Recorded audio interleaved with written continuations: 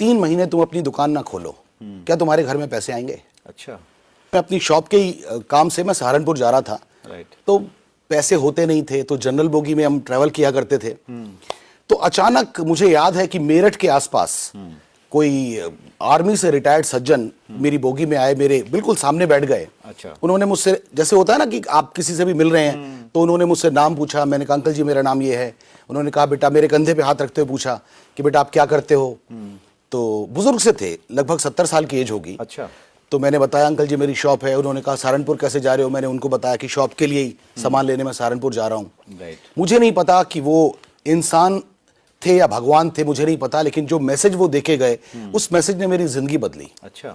उन्होंने मुझसे अचानक एक सवाल किया, बेटा बुरा नहीं मानोगे तो एक सवाल कर लूं? मैंने पूछा अंकल जी करो, आप इतने बड़े हैं मुझसे। उन्होंने मुझसे पूछा कि बेटा अगर 3 महीने तुम अपनी दुकान ना खोलो, क्या तुम्हारे घर में पैसे आएंगे? अच्छा। सुरेंद्र जी मैं आपको बता नहीं सकता, मेरी पूरी बॉडी के रोंगटे खड़े हो गए। अच्छा। मैं सुन्न हो गया, क्योंकि ये सवाल ना मुझे जिंदगी में किसी ने पूछा था, ना मैंने जिंदगी में कभी अपने आप से पूछा था। अच्छा। क्योंकि मुझे ऐसा लगा ही नहीं था कि ऐसा भी हो सकता है कि मैं 3 महीने, कभी कोई सिचुएशन ऐसी आ जाए। राइट। हमेशा कोई फिजिकली फिट थोड़ी रह सकता है। उन्होंने कहा कि बेटा जिंदगी में अगर कोई काम ऐसा मिले जिसमें तुम्हें ऐसी इनकम के सोर्स नजर आए जिसमें तुम फिजिकली प्रेजेंट अगर नहीं भी हो तो भी तुम्हारे घर में पैसे आएंगे, तो बेटा ऐसा काम करना जरूर। अच्छा।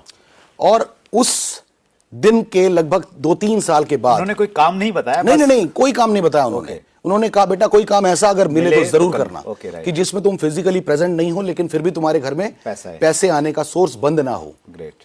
हम तो यही मानते थे ना कि ऐसे तभी आ सकते हैं जब हमने कोई प्रॉपर्टी किराए पे दी हुई है, तो तभी उसका किराया आएगा, तो उसके अलावा कुछ पता ही नहीं था। और मैं इतना रिच नहीं था कि मेरी कोई प्रॉपर्टी ऐसे किराए पे चल रही हो। राइट। खोपड़ी घूम गई सर। राइट। और उसके लगभग 2.5-3 साल के बाद अचानक मुझे नेटवर्क मार्केटिंग इंडस्ट्री को देखने का मौका मिला। अच्छा। समझने का मौका मिला, और मुझे याद आया कि ये बिल्कुल वही चीज है कि कुछ दिनों के बाद या कुछ महीनों के बाद या कुछ सालों के बाद ऐसा दिन आ सकता है कि मैं कुछ नहीं कर रहा हूंगा और तब भी मुझे पैसे आएंगे। अच्छा। इसीलिए मैंने पागलों की तरह, मुझे किसी ने फोर्स नहीं किया था कि आप इस इंडस्ट्री को जबरदस्ती ज्वाइन करो, मुझे किसी ने फोर्स नहीं किया था।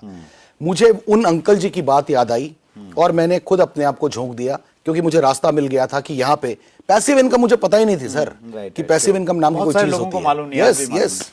तो इस तरीके से मेरा, आपकी कहानी मेरे से बहुत रिलेट करती है सर।